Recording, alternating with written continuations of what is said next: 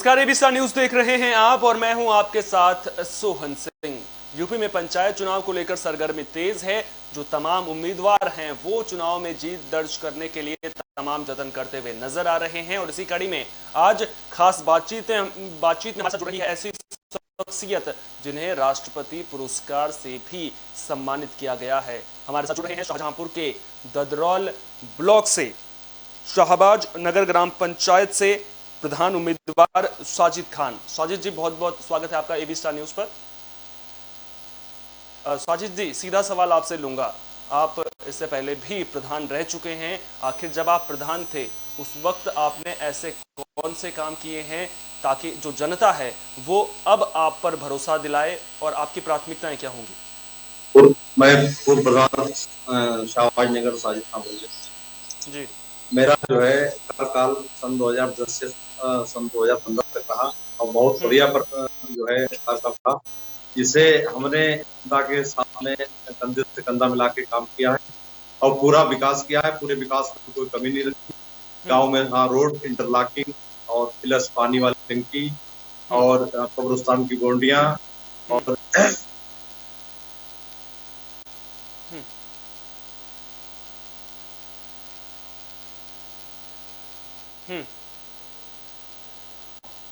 साफ सफाई पे बड़े ध्यान रखी गांव वालों ने। कहना जिस हिसाब से मैंने कहा उस हिसाब से गांव वाले अमल करते रहे।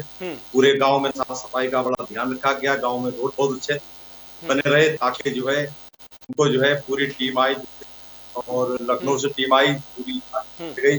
मुझको दिल्ली बुलाया गया विज्ञान भवन, वहां जो है मैं गया। वहां मुझको जो है राष्ट्रपति पुरस्कार से सम्मानित किया गया। तो मैं इतना क्या हम आपको बता नहीं सकते। उसके बाद वो मुझको 7 लाख का चेक दिया गया, एक सीट दी गई। उससे मैंने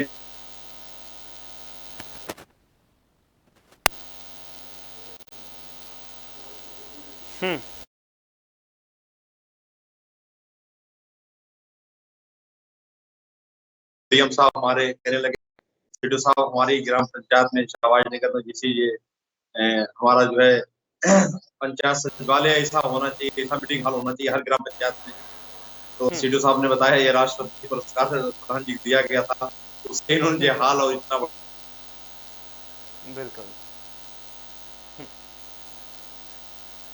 को बुलाया अपने कार्यालय में, फिर बुला के हमें गले लगाया। बोले आपने पूरे मंडल का नाम हमारा जो है क्या जिला शाहजहांपुर का नाम। बिल्कुल।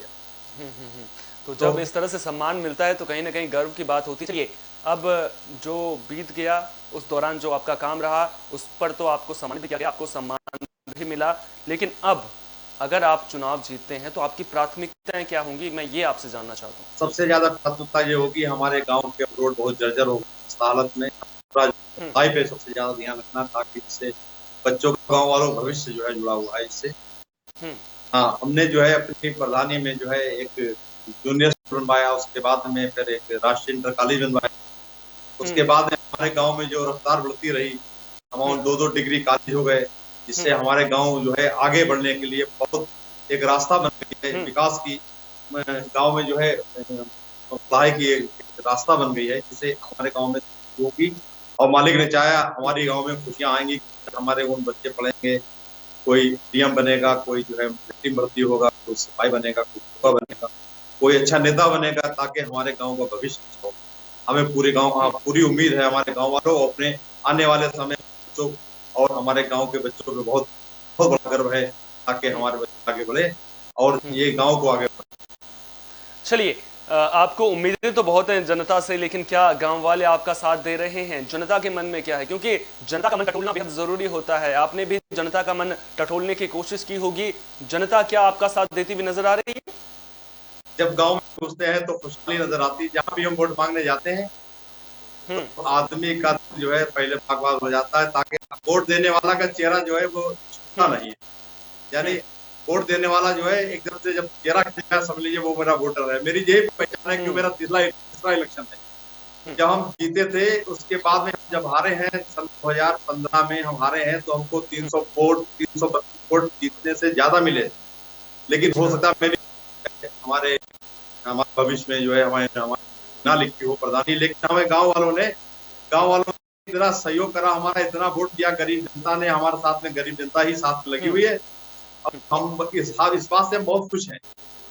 कहते हैं ना कि जब कोई हारता है तो उससे बहुत कुछ सीखने को भी मिलता है, तो उम्मीद करेंगे कि आपने भी उस हार से कुछ ना कुछ सीखा होगा। अब आप उसको जो इस बार के चुनाव है उसमें जो है अख्तियार जरूर करेंगे। चलिए आखिरी सवाल आपसे लूंगा।